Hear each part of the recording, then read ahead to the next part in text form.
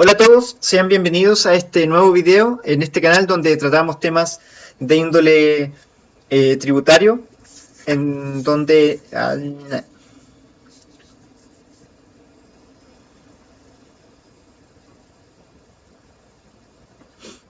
Hola a todos, ¿cómo están?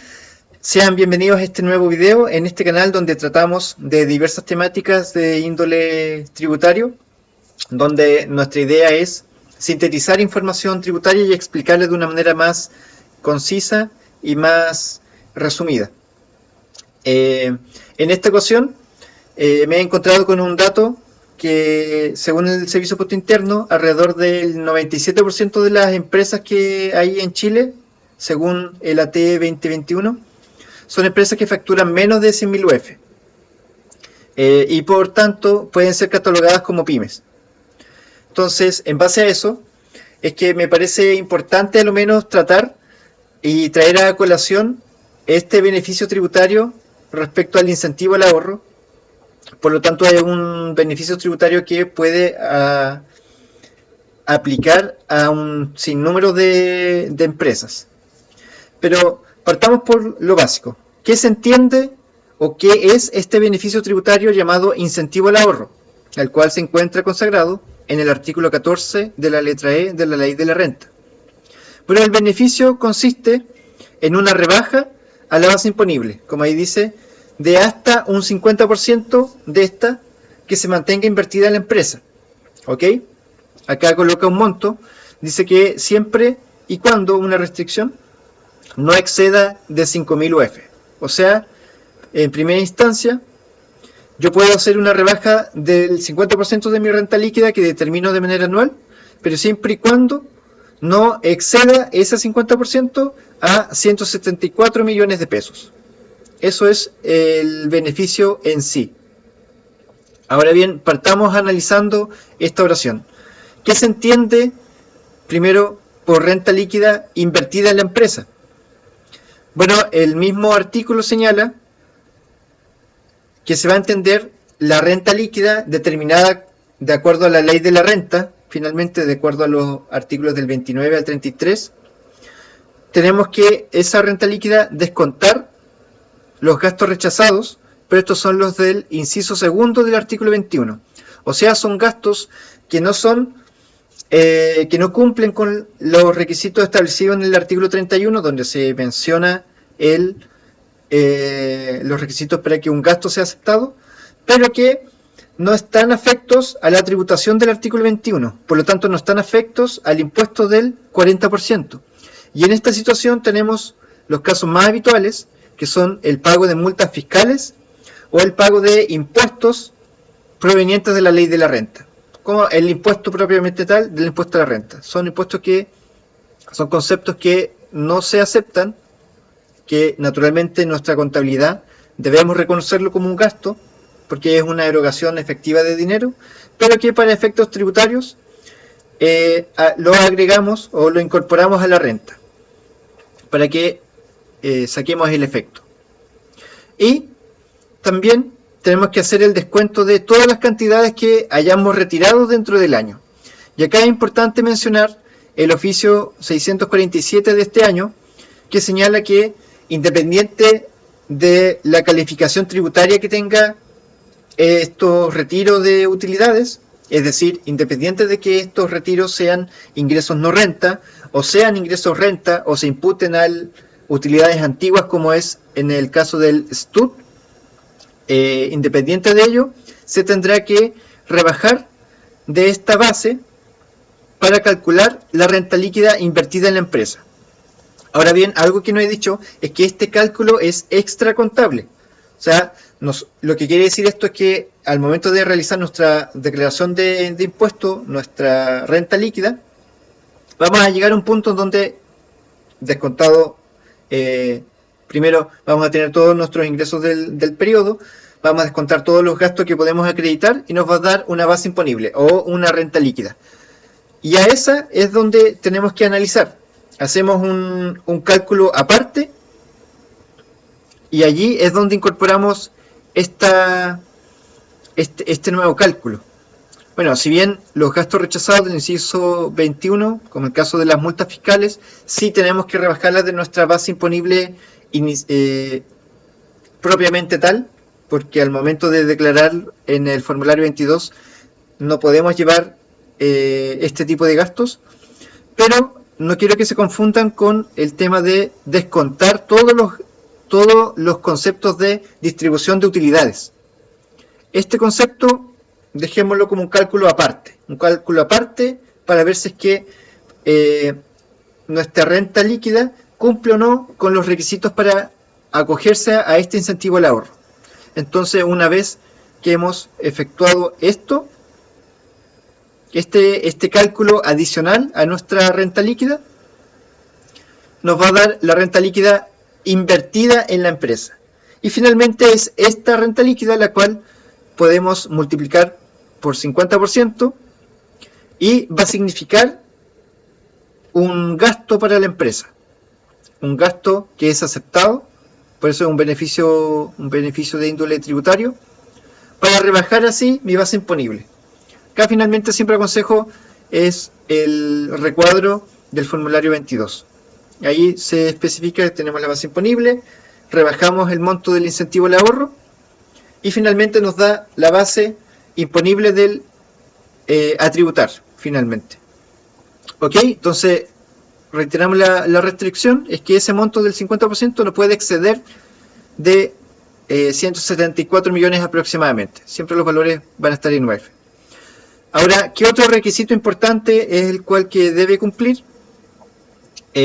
Bueno, el primordial, que no lo había mencionado, es que solamente las empresas que están acogidas al régimen semi-integrado, o 14A, y al PROPYME general, o sea 14, letra D, número 3, pueden acogerse a este beneficio tributario. Dentro de los requisitos importantes es el promedio de los ingresos anuales. Entonces acá es importante cumplir que a lo menos dentro de los últimos 3 años no excedan de los 100.000 UFs. Es decir, que no excedan de un promedio de 3.480 millones de pesos. Acá, si es que estamos cerca del rango, que es un rango bastante elevado, acá es sumamente aconsejable la lectura y el análisis de la resolución 85 del año 2020, ya que ahí te especifica de manera más detallada cómo se van a computar o la manera correcta de cómo calcular los ingresos anuales. Y acá, entre otras cosas, te dice, por ejemplo, que te debes considerar los ingresos del giro, propiamente tal, no considerar, por ejemplo, ingresos provenientes de la venta de algún activo fijo, etc. Algunas otras materias a considerar es que, claro, para el cómputo de estos ingresos también es importante el tema de los ingresos y de las empresas relacionadas. Es importante de que si es que nuestra empresa en cuestión, la cual queremos acogerla a este régimen, si es que ésta se encuentra en una malla societaria, tenemos que empezar a analizar y a traernos los ingresos de manera, esto es solamente de manera para determinar si es que podemos acogernos a este incentivo. Ojo con eso, no nos va a afectar en la renta líquida. Acá lo que tenemos que ver es que, por ejemplo, la empresa operativa, al traerse los ingresos de las empresas que están a los lados o hacia arriba, cumple o no con los requisitos de los 100.000 UF de ingresos anuales. Por lo tanto, también es recomendable el análisis del artículo 17, número 8 del Código Tributario para ver cómo se consideran, o básicamente es aquí donde se encuentran las normas de relación. Entonces aquí es donde tenemos que ver si es que nos consideramos, por ejemplo, el 100% de los ingresos de nuestra relacionada, o si consideramos solamente el porcentaje de participación que tenemos de esas empresas relacionadas. ¿Qué tipo de renta vamos a considerar? Si vamos a considerar todo el tipo de renta total o solamente las del giro, etcétera. Entonces, por eso aconsejo que, bueno, en la medida que estemos cerca de el límite, empezar a analizar estas variables. Y otro requisito, otra restricción que incluye este artículo de la renta, este beneficio tributario, es que la empresa en sí no puede recibir o no puede tener más de un 20% de sus ingresos que provengan de renta fija. O sea, no puede tener ingresos provenientes de acciones, fondos mutuos, etcétera, pero que no excedan del 20% del total de los ingresos del año. Eso coloca como restricción. Ahora bien, el otro punto también que lo considero sumamente importante y que en razón de ello han salido bastantes oficios al respecto, es sobre el plazo para acogerse a la opción. Y es que se ha preguntado mucho qué hacer en estos casos. Entonces, partamos primero por cómo ejercer la opción para acogerse a este beneficio. Bueno, lo cierto es que mediante la resolución 172 del año 2020 y ahora hace poco el oficio 1144 de este año ha señalado básicamente lo mismo, en donde dice que la forma de acogerse a este beneficio es netamente mediante la presentación de la declaración de impuestos. O sea, es incorporar datos o información a este renglón que especifica acá, que en los casos de las empresas que son semi-integrados, es incorporar información al código 1154 del recuadro número 12, o en el caso del PROPYME general, el código 1432 del recuadro 17. Por lo tanto, una vez efectuado la incorporación de datos a este código, ya se entiende que el contribuyente dio la opción o dio el paso para acogerse a este beneficio tributario. Sin embargo, no basta solamente con incorporar este dato en el formulario 22, sino que también un aspecto importante es el plazo para acogerse. Y es que, a manera general, para acogernos a este beneficio tributario, si bien tenemos que hacerlo mediante este formulario 22, el formulario de declaración anual de impuestos, este tiene que ser presentado en su fecha correspondiente. Es decir, acá señala a mayor abundamiento el oficio 3171 de este año, dice que tú tienes que efectuar tu formulario 22 presentándolo al 30 de abril en los casos que tengas un impuesto a pagar. Ese es el plazo habitual para acogerte al beneficio tributario. O sea, lo que dice básicamente es que tienes que presentar tu declaración de impuestos en la fecha que corresponde. Ya que si, por ejemplo, tienes una declaración sin pago, tienes un plazo hasta el 9 de mayo. Y esto siempre ha sido así, la verdad que no ha variado en realidad las fechas, salvo los últimos años que por temas excepcionales el Servicio de Impuesto Interno ha prolongado la fecha de presentación del formulario 22, pero en términos generales estas son las fechas que ya conocemos desde hace muchos años atrás. Por lo tanto, acá con respecto a los plazos, lo que siempre se ha señalado el Servicio de Impuesto Interno es que si es que tú lo haces de manera tardía, por ejemplo, justo este año 2022 no alcancé a presentar mi renta, la declaré, tuve un problema con mi contador, etcétera, lo tuve que hacer en junio. Si esa situación pasa, yo no podría invocar el beneficio al incentivo al ahorro, puesto que ya estoy tarde de la presentación habitual y normal del formulario 22. O de lo contrario, realicé mi declaración de renta, lo hice el 1 de abril, ¿ok? Sin embargo, después me enteré de que había este incentivo al ahorro y viendo los requisitos, mi empresa cumplía con todo. Sin embargo, no lo hice, no lo sabía, etcétera. ¿Qué pasa ahí? ¿Puedo rectificarlo? El servicio ha dicho que no, porque al ser un beneficio y al ser un beneficio que obviamente es opcional, ya el hecho de no haberlo informado en su debido momento ya pierdes la calidad de poder efectuar, acogerte a este incentivo tributario. Por lo tanto, si no lo hiciste ya en una declaración de impuestos, ya pierdes la opción de acogerte a este beneficio tributario. ¿Ok? Eso más o menos se entiende y era lo que más o menos se entendía de lo que sabíamos hasta el momento. Es comprensible en realidad. Lo que siempre había quedado un tanto en tela de juicio o un tema como más a analizar era qué pasaba en realidad con la rectificación de mi renta.